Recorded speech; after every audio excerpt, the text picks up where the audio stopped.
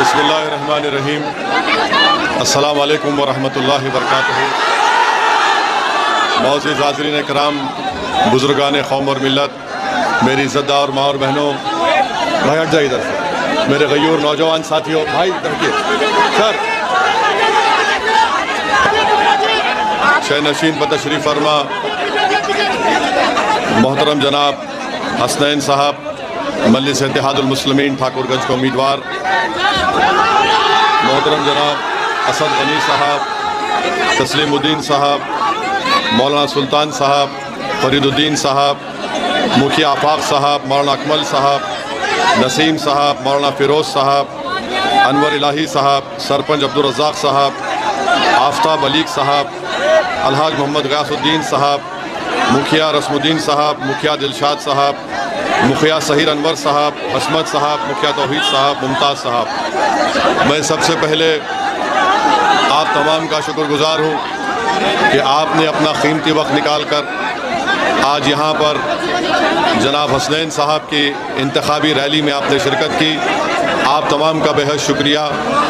और एक दिन के इंतज़ाम में यहाँ पर दीगल बैंक तुलसिया में ये जलसे में इतनी बड़ी तादाद में, हज़ारों की तादाद में आपने शिरकत की। मैं आप तमाम का शुक्रिया अदा करता हूँ। और आप तमाम की मौजूदगी इस बात का पैगाम देती है कि इंशाअल्लाह ताला ठाकुरगंज से अब की बार ना सऊद कामयाब होंगे, ना गोपाल कामयाब होंगे, बल्कि अब के बार इंशाअल्लाह आप लोग जनाब हसनैन साहब को अपना विधायक मुंतखब करने जा रहे हैं। मेरे अजीज़ दोस्तों और बुज़ुर्गों, मैं आपको एक बात बताना चाहूँगा कि इंशाअल्लाह ताला आप तमाम की दुआओं से, आप तमाम के साथ से यहाँ पर जनाब हसनैन साहब जो मजलिस के उम्मीदवार हैं, जिनको अपनी टीचर की नौकरी को छोड़ना पड़ा और उनको क़ुरबानी देना पड़ा क्योंकि वो आपके इंसाफ की लड़ाई लड़ रहे थे, मुझे यकीन है कि उनकी कामयाबी के बाद इंशाअल्लाह ताला तुलसिया में आठगाची में नदी के पुल का निर्माण होगा।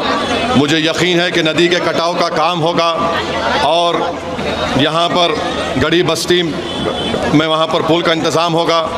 PHC को CHK में बनाया जाएगा, सब्ज़ी मंडी को पूरा किया जाएगा, पालसा में नदी का पुल होगा, डिग्री कॉलेज होगी इंशाअल्लाह ताला। और आठगाची पंचायत के गुरुमारा में और दोगची के पास एक पुल की बहुत बड़ी ज़रूरत है। मैं आपसे वादा कर रहा हूं कि इंशाअल्लाह ताला वो काम भी हम शुरू करवाएंगे मंजूर करा के। और फिर आठियाबाड़ी में, टप्पू में, गोरामारू में कई गांव के लोग 1 किलोमीटर का फासला आधे घंटे में या 1 घंटे में तय करते हैं। ये सब ये बता रहा है कि जनाब सऊद साहब बहैसियत विधायक नाकाम साबित हुए हैं। मैं इससे पहले भी कह रहा हूँ, चुनाव से पहले अगर सऊद साहब जनता के दरमियान में खड़े होकर उस मुकाम, जिस मुकाम पर वो जलसा कर रहे हैं, वहाँ के 20 लोगों का नाम बग़ैर कागज़ देखे पढ़ के सुना दे तो मैं समझूंगा कि उन्होंने कुछ किया है ठाकुरगंज की जनता के लिए।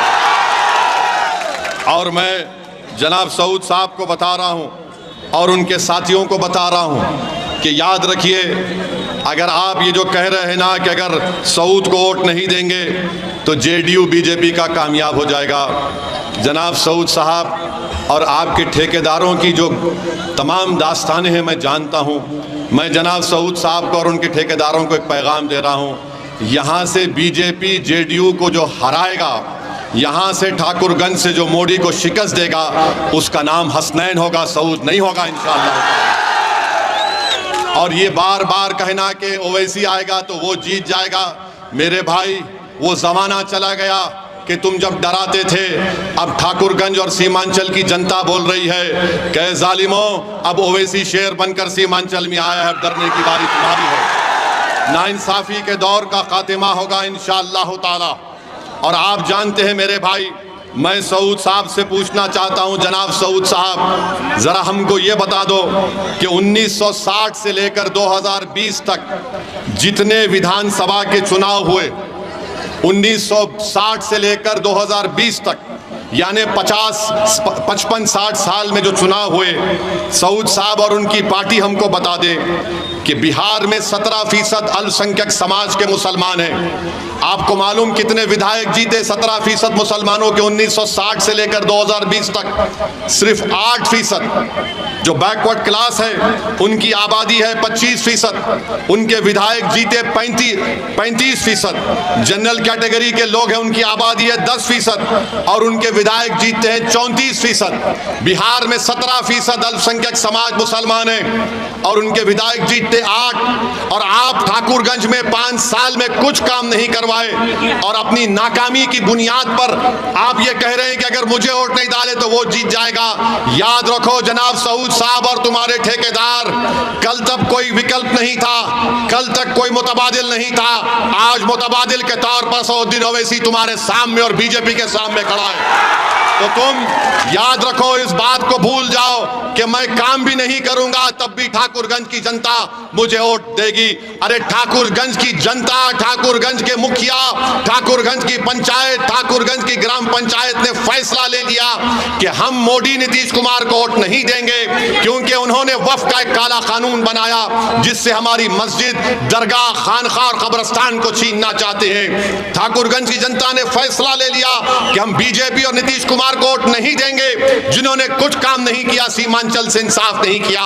ठाकुरगंज की जनता ने फैसला ले लिया कि मोदी ने काला कानून बनाया ट्रिपल तलाक का, मोदी ने CAA का गलत कानून बनाया, हम उसका साथ नहीं देंगे। ठाकुरगंज की जनता ने यह भी फैसला ले लिया सऊद साहब कि 17% हैं और 3.5% के मल्ला लोग जिनको मैं सलाम करता हूं वो कह रहे हैं कि अब की बार उप मुख्यमंत्री हमारा होगा। तो सुनो सऊद और तेजस्वी, 17% ने तय कर लिया अगर 3.5% का मल्ला का बेटा उप मुख्यमंत्री होगा तो 17% का बिहार में सीमांचल का मुख्यमंत्री होगा। ये आप रोक नहीं सकते। ये जज्बात में लाने के लिए नहीं कह रहा हूं, मैं सीमांचल की जनता से कह रहा हूं, चाहे वो हिंदू मुसलमान हो, शेरशाहवादी हो, सुरजापुरी हो, कुलैया हो, शेख हो, अंसारी हो। याद रखो जब इस सरजमीन का बेटा पटना की गद्दी पर बैठेगा तभी जाकर सीमांचल से जालिमों के जुल्म का खात्मा होगा। ये मजलिस आपको कह रही है। मेरे अजीज दोस्तों और बुजुर्गों, मैं सऊद साहब से पूछना चाह रहा हूं, सऊद साहब क्या आपको याद है 24 अक्टूबर 89 को 79 को 24 अक्टूबर 1979 को क्या हुआ था सऊद साहब? भागलपुर का फसाद हुआ था। कौन सी पार्टी सत्ता में थी? 1000 लोगों की मौत हुई, भागलपुर की खेतों में लाशें पड़ी हुई थी, दफनाया नहीं गया तो उस पर फूल गोभी उग गई थी। बताओ सऊद साहब, ये आपको याद नहीं होगा, अपने बुजुर्गों से पूछो। बताओ सऊद साहब, 22 सितंबर 2022 को सीवान में क्या हुआ था? सुनो, तुलसिया की आवाम 22 सितंबर 2022 को तेजस्वी यादव उप मुख्यमंत्री थे। सीवान में एक 7 साल का बच्चा अपने दादा के साथ मस्जिद में गिरफ्तार कर लिया पुलिस ने। हजरत पुलिस ने गिरफ्तार किया और हुआ क्या, वो 7 साल का बच्चा, उसकी माँ सीवान के पुलिस स्टेशन के बाहर खड़ी थी 2 दिन तक और वो रो रो कर कह रही थी मेरे बेटे की उम्र 13 साल नहीं 8 साल है। 2 दिन तक एक 8 साल का मासूम बच्चा बगैर अपनी मां के पुलिस स्टेशन में गुजारा। बताओ सऊद, तुम विधायक थे, तुमने उस बच्चे के लिए आवाज उठाई? बताओ तेजस्वी, अगर तुम्हारा बेटा होता तो तुम क्या करते? 2 दिन तक पुलिस स्टेशन में रहा, फिर 3 दिन ले जाकर उसको जेल में रख दिया गया, वो भी बच्चों की जेल में नहीं, कानून के मुताबिक रखना था। 5 दिन के बाद उस बच्चे की जमानत हुई और आज तेजस्वी बोलता है कि मैं आपको देख लूंगा। तेजस्वी, तुम अपने भाई को नहीं समझा सके तो वो वैसी तो दूर की बात है। तुम उप मुख्यमंत्री थे, तुम अगर एक फोन करते तो एक मां 8 दिन के लिए अपने 8 साल के बच्चे से महरूम नहीं होती थी। मेरे भाई, ये बता रहा हूं, ये लोग राजद के लोग बार बार बोलते हम सत्ता में रहे तो ये करेंगे। अरे तुम उप मुख्यमंत्री थे, तुम एक फोन कर देते तो वो मां 8 दिन के लिए अपने 8 साल के बच्चे से महरूम नहीं होती। बताओ मेरे अजीज दोस्तों और बुजुर्गों, तुलसिया की जनता, थोड़ी देर के लिए ये महसूस करो कि वो बेटा तुम्हारा बेटा था, तुम्हारा भाई था। 8 साल उस बच्चे की उम्र। मैं जब सोचता हूं मेरे रोंगटे खड़े हो जाते कि वो बच्चे को रात में कभी नींद आती होगी या नहीं होती होगी। 8 साल का बच्चा और राजद के लीडर उप मुख्यमंत्री थे, तुम आकर हमको बता रहे हो कि अगर हसनैन को वोट मिलेगा तो वो जीत जाएगा। अरे 3 मर्तबा बिहार से MP मुंतखब हो गए, मोदी बना प्रधानमंत्री, कौन? मैं जिम्मेदार हूं। 2004 से राजद हुकूमत नहीं बना सकी, मैं जिम्मेदार हूं। हम क्या गुलामी करने के लिए तुम्हारी परिवार के लिए पैदा हुए हैं? 15 साल लालू के परिवार मुख्यमंत्री, 20 साल से नीतीश कुमार की सरकार, कभी नीतीश कुमार मोदी के साथ चाय पीते तो कभी तेजस्वी के साथ खाना खा लेते। तो बिहार में जंगल राज 2 है, एक लालू परिवार का 15 साल का जंगल राज और दूसरा नीतीश कुमार, मोदी और तेजस्वी ने साथ थे, वो जंगल राज है। इस जंगल राज से हमको निकलना है मेरे भाई। मैं तुलसिया की आवाम से, ठाकुरगंज की आवाम से पूछ रहा हूं, क्या सऊद को आपने 5 साल में कहीं देखा? नहीं, ईमानदारी से बोलो, आपने देखा? उन्होंने कुछ काम किया? तो फिर आप क्या काम करेंगे 11 तारीख के दिन? 11 तारीख के दिन बटन किस पर दबेगा? जोर से बोलो, बटन किस पर दबेगा? 17% का मुख्यमंत्री होगा, सीमांचल का बेटा मुख्यमंत्री होगा, तो होगा तो फिर वोट डालना पड़ेगा, सिर्फ नारा मारकर सोना नहीं जाके घर को। 11 तारीख को जाना है, अपने घर के परिवार को लेकर जाना है। और जो ठाकुरगंज का मेरा बेटा हिंदुस्तान के कोने कोने में है, मैं उसको पैगाम दे रहा हूं तुलसिया की सरजमीन से कि अगर तुम आ सकते तो आओ मेरे भाई, आकर अपना वोट डालो। सीमांचल के इंसाफ के लिए मजलिस की सियासी क़यादत को यहां पर बिहार में आप मजबूत करिए। ये लोग बार बार मुझ पर इल्जाम लगाते, ओवैसी हैदराबाद से क्यों आया, ओवैसी वहां से क्यों आया। अरे भाई, मैं हैदराबाद से आया हूं, चांद से तो नहीं आया हूं ना। अब तो हर बीजेपी के लोग बोलते हो हैदराबाद से आया, कांग्रेस, RJD, अब एक नई पार्टी आई, सब बोल रहे वो हैदराबाद से क्यों आया। क्यों भाई, हैदराबाद से आना कोई गुनाह है क्या? अरे ये तुम्हारी दिमाग में जो जागीरदारी है ना, ये नवाबों की सोच तुम्हारे दिमाग में, ये हमारा इलाका है, वहां कैसा आया। याद रखो, शेर जिस मुकाम पे जाता है वो उसका घर हो जाता है। मैं किसी के बाप के इलाके को नहीं मानता हूं, वहां से क्यों आएंगे भाई। भारत की जमहूरियत को मजबूत करना है।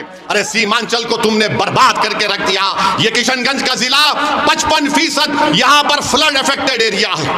किशनगंज के जिले में जो बच्चे अपनी मां की कोख में 9 महीने रहकर पैदा होते हैं, 50% बच्चे स्टंटेड होते।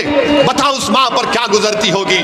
आप सीमांचल की बात करते हैं, सीमांचल में 90% खवातीन, चाहे मुसलमान सबसे ज्यादा होती हैं, अपने घर में बच्चे को पैदा करती। क्या तुमने किया बताओ? ठाकुरगंज के लिए तुमने कौन सा काम किया बताओ? अरे तुम तो अजीम एक बड़े आलिम दीन के फर्जन हो, मुझे उनके साथ बैठने का मौका मिला, मगर बताओ तुमने कौन सा अदा किया। और आज आकर मुझे बताया गया कि सऊद साहब के ठेकेदार नौजवानों को छिचोरा बोल रहे हैं। अरे ठेकेदारों,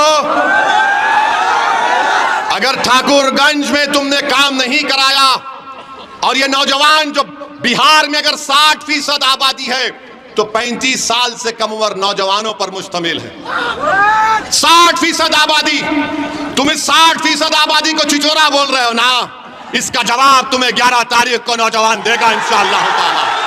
इसका जवाब उस नौजवान का बाप, उसकी मां देगा कि कैसे तुमने मेरे लाल को छिचोरा बोला। अरे तुम 5 साल काम नहीं करा सके और आज तुम्हारी ये हिम्मत कि तुम हमारे गयूर बेटों को, हमारे भाइयों को छिछोरा बोलते हो। कभी गिरबान में झांक कर देख लेते कि तुमने कौन सा काम करवाया। अरे तुम्हारी जबान नहीं खुलती, तुम्हारी जबान को खोलने नहीं दिया जाता। मेरे भाई, ये लड़ाई मान सम्मान की लड़ाई है। और फिर ये तेजस्वी बोलता है मैं उम्र का कच्चा हूं मगर जबान का पक्का हूं। अगर तुम जबान के पक्के हैं तो फिर वो 3 हमारे विधायक को तुमने जो तोड़ा था उनको टिकट क्यों नहीं दिया बताओ? लिया था ना, 3 को लिया था। तो मालूम क्या हुआ, ये तेजस्वी लेता है, इस्तेमाल करता है और पानी में छोड़ देता है डूबने के लिए। पूछो जाकर अंजर नईमी से, इज़ा रस्वी से, रुकनुद्दीन से। मुझे इसी बात का डर था कि तुमको इस्तेमाल करेंगे ये लोग, और जब उनका मकसद निकल जाएगा। क्यों लिया तेजस्वी 3-4 विधायक को? इसलिए कि सीमांचल से इंसाफ की बात मजलिस कर रही थी। तेजस्वी नहीं चाहता था कि सीमांचल में इंसाफ हो। तेजस्वी कभी नहीं चाहेगा कि सीमांचल में इंसाफ हो। तेजस्वी कभी नहीं चाहेगा कि सीमांचल के नौजवानों के चेहरों पर मुस्कुराहट आए। तेजस्वी या बीजेपी कभी नहीं चाहेगी कि किशनगंज में नदी के कटाव का काम हो।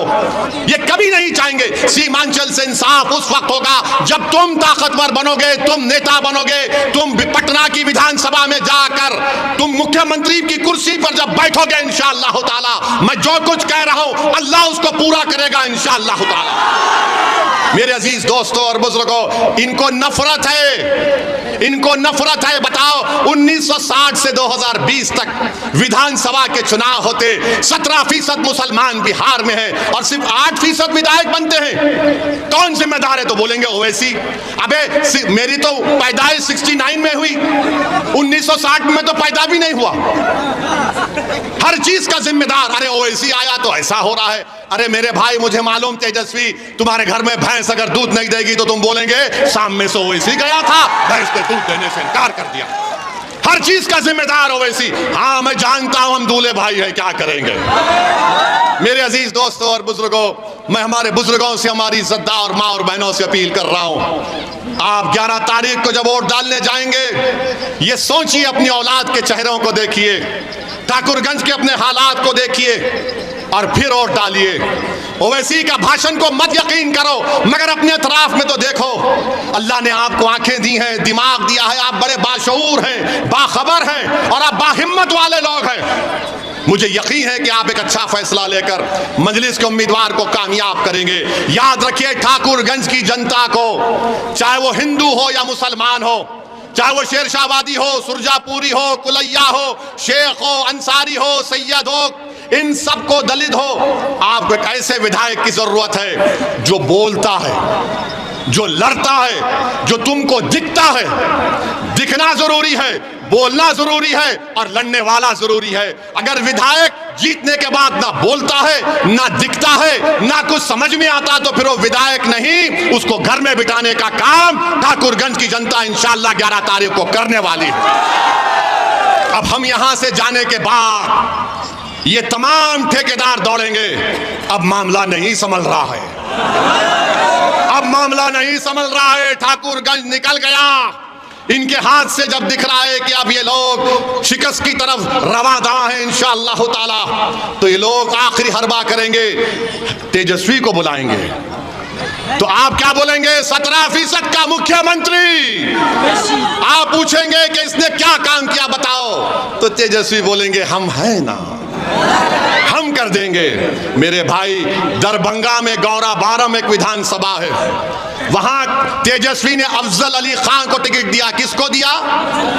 अफजल अली खान को टिकट दिया, बी फार्म दिया, और तेजस्वी जाकर वहां पर मल्ला की पार्टी के उम्मीदवार के हक में वोट डालने की बात करता और कहता है कि अफजल को वोट मत दो। बताओ आप कब जागेंगे? मैं बोल बोल के थक जा रहा हूं। याद रखो, ये लोग सब इस्तेमाल करते, आपको अपनी आवाज की जरूरत है। अगर 17% का कोई सियासी लीडर नहीं होगा तो फिर ताकत किस बुनियाद पर आप मांगेंगे, हक किस बुनियाद पर आप मांगेंगे? 17% है और 0 आपकी क़यादत है, तो बताओ लड़ाई कैसे होगी? लड़ाई उसी वक्त होगी। मैं अपने आप को लीडर बनाने नहीं आया, ना कभी आऊंगा। मैं चाहता हूं कि तुम्हारे दरमियान से लोग खड़े हो जाएं, जो मेरी जिंदगी में और मेरे मरने और तुम्हारे हम सब के मरने के बाद भी एक 70-80 साल तक तुम्हारी लीडरशिप करे, तुम्हारा नेता बनकर तुम्हारी रहबरी करे, आपकी क़यादत करे, आपके इंसाफ के लिए लड़े, आपके मकसद को लेकर आगे बढ़े। ये काम मजलिस करना चाहती है, एक ही मकसद है। सीमांचल को क्यों आए? इसी मकसद के तहत आए, और मुझे इस बात को कहने में कोई डर नहीं है। नतीजा इंशाअल्लाह अच्छा आएगा, मगर असदुद्दीन ओवैसी सीमांचल की जनता को नहीं छोड़ेगा। मेरा दिल बहुत बड़ा है, मेरा दिल तेजस्वी की तरह इतना सा नहीं है, जमीन आसमान का फर्क है। मुझे अफसोस होता वो गौरा बोरम के अफजल को सोच सोच कर, मुझे अफसोस होता कि तेजस्वी उप मुख्यमंत्री थे और तुम एक 8 साल के बच्चे को पुलिस स्टेशन से नहीं छुड़ा सके। कौन सी लीडरशिप है बताओ फिर? सऊद तुम करते थे, तुम सीवान जाते, अख्तरुल ईमान को बोला तो अख्तरुल ईमान भागे गए, सीवान गए अख्तरुल ईमान, वहां पर जाकर पूछताछ की, बच्चे को जेल में डाल दिया गया था। बहुत से जुल्म की दास्तानें हैं, बहुत से वाकयात हैं। यकीनन बीजेपी को हराना है, बराबर हराएंगे इंशाअल्लाह ताला, मगर इसका यह मतलब नहीं है कि बीजेपी को हराने के नाम पर हम ठाकुरगंज की जनता को बेसहारा और लाचार छोड़ दें। याद रखो, हराएंगे तो कौन हराएगा? मजलिस हराएगी इंशाअल्लाह ताला, मजलिस हराएगी। 2004 से लोग सरकार नहीं बना सके और बार बार लंबी लंबी बात करते हैं। आप मेरे को बताओ, वक्फ का कानून मोदी ने बनाया, हमने पार्लियामेंट में खड़े होकर, देश ने देखा, दुनिया ने देखा कि हमने उसकी धज्जियां उड़ाई उस काले कानून की, और हमने कहा यह संविधान और आईन के खिलाफ है। हमने बीजेपी और एनडीए के, नीतीश कुमार के एमपी के, चिराग पासवान के सामने कहा यह कानून वक्फ की जायदाद को छीनने के लिए बनाया गया, यह कानून मस्जिदों को छीनने के लिए बनाया गया, और हम इस कानून को नहीं मानते, उसको फाड़ दिया हमने। आप बताओ, कमेटी में हम मेंबर बनाए गए, 128 पेज का रिपोर्ट हमने लिख कर दिया, 45 तरमीमात को लिख कर दिया, ये आईन के खिलाफ है। सुप्रीम कोर्ट में केस हम सबसे पहले गए, आज भी सुप्रीम कोर्ट में केस चल रहा है, हम भी उसमें पार्टी है। तो तेजस्वी बोलते हैं हम आएंगे तो वक्फ के कानून को कचरे के डब्बे में डाल देंगे। आप बताइए, कानून पूरे मुल्क के लिए बनाया गया, दिल्ली में बनाया गया, पूरे देश के लिए। ये आदमी को ये मालूम कि कानून को बिहार में खत्म नहीं किया जा सकता, मगर इन मासूम मुसलमानों को धोखा देने के लिए हम इसको खत्म कर देंगे। कानून कैसे खत्म होगा? या तो सुप्रीम कोर्ट उसको बोल दे ये संविधान के बराबर नहीं है, या फिर 2029 में जो नई सरकार इंशाअल्लाह आएगी वो ये कहे कि वो कानून को खत्म करेगी। मैं तेजस्वी को चैलेंज कर रहा हूं, मैं तेजस्वी और मौलाना सऊद को चैलेंज कर रहा हूं। बिहार में बोध गया एक बहुत बड़ी आस्था की जगह है, बहुत बड़ी आस्था की जगह है। वहां पर बोध ये कह रहे हैं कि बोध गया में सिर्फ मेंबर रुकन बोध मजहब का होना चाहिए। तेजस्वी तुम बयान दे दो कि अगर तुमको सत्ता मिलेगी तो तुम बिहार में कानून बनाओगे कि बोध गया में सिर्फ बोध मजहब का आदमी मेंबर होगा। करोगे तुम तेजस्वी? करोगे राजद के लोगों? वो बोलेंगे ओवैसी भड़काऊ भाषण दे रहा है। अरे कानून मुझे आता है, तुम धोखा दे रहे हो मासूम आवाम को। हम लड़ रहे हैं सुप्रीम कोर्ट में, all India Muslim personal law board पूरी कोशिश कर रहा है इस कानून के खिलाफ, मैं भी उसका रुकन हूं। इस तरह के दिल फरेब झूठ को बोलकर वोट हासिल करना चाहते हैं। मेरे अजीज दोस्तों और बुजुर्गों, हम आपको ये बताना चाह रहे हैं कि अभी हम बहादुरगंज से आ रहे थे, वहां पर जनाब अब्दुल रहमान साहब, हमारे अब्दुल रहमान भाई आइए, ये शेरशाहवादी के बहुत बड़े नेता हैं जो किशनगंज में उम्मीदवार थे। उन्होंने आकर ये ऐलान कर दिया कि मैं बीजेपी में था, मैंने देखा कि बीजेपी हिंदू और मुसलमानों को लड़ाने का काम करती है। मैंने कल अब्दुल रहमान साहब से रात में मुलाकात की, मैंने कहा अब्दुल रहमान साहब आइए, ये पार्टी आपकी है। उन्होंने मेरी बात को कबूल किया, मैं उनका शुक्रिया अदा करता हूं। आज अब्दुल रहमान साहब जो शेरशाहवादी हमारी बरादरी के बहुत बड़े कायद हैं, हम इनका यहाँ पर भी खैर मुकद्दम करते हैं, और इंशाअल्लाह ताला हम लोग इत्तेहाद को पारा पारा होने नहीं देंगे। हम बराबर फख्र से कहेंगे हम सुरजापुरी है, हम शेरशाहवादी है, हम कुलैया है, मगर याद रखो जो कानून मोदी ने बनाया वो मस्जिद सबकी है, मगर उसका मालिक रब्बे करीम है। उस कानून के खिलाफ हमको एक शीशा पिलाई हुई दीवार बनकर अपने इत्तेहाद की ताकत और कुव्वत के बिना पर हमको मोदी को हराना है कि तुमने जो काला कानून बनाया, बहादुरगंज की जनता, ठाकुरगंज की जनता, सीमांचल की जनता, अमूर बैसा की जनता, कोचा दामन की जनता, किशनगंज की जनता, जोकीहाट की जनता, अररिया की जनता इसको खारिज करती है। क्या आप इसको खारिज करेंगे? क्या वक्फ कानून के खिलाफ वोट देंगे? क्या आप मोदी के इस काले कानून के खिलाफ वोट देंगे? डरेंगे तो नहीं ना, डरेंगे तो नहीं ना। अगर कोई आकर ठेकेदार बोल दे अरे हसनैन को वोट दिए तो वो हो जाएगा, उससे कहना बाबू अब कुछ नहीं होने वाला है, अब ठाकुरगंज तुम्हारे हाथ से निकल गया, यहां पर आसमान में सिर्फ पतंग पिलेगी इंशाअल्लाह। तो पतंग के निशान पर बटन दबेगा ना, आप तमाम मुत्तहिद रहेंगे ना। इत्तेहाद जिंदाबाद, इत्तेहाद जिंदाबाद, इत्तेहाद जिंदाबाद। सीमांचल जिंदाबाद, सीमांचल जिंदाबाद, ठाकुरगंज की जनता जिंदाबाद, ठाकुरगंज की जनता जिंदाबाद, हसनैन साहब जिंदाबाद, पतंग छाप जिंदाबाद, पतंग छाप जिंदाबाद। नारे तकबीर, नारे तकबीर, नारे तकबीर। अस्सलाम वालेकुम व रहमतुल्लाहि व बरकातहू। मैं आपके मोहब्बत का मखरूज हूँ, बहुत बहुत शुक्रिया।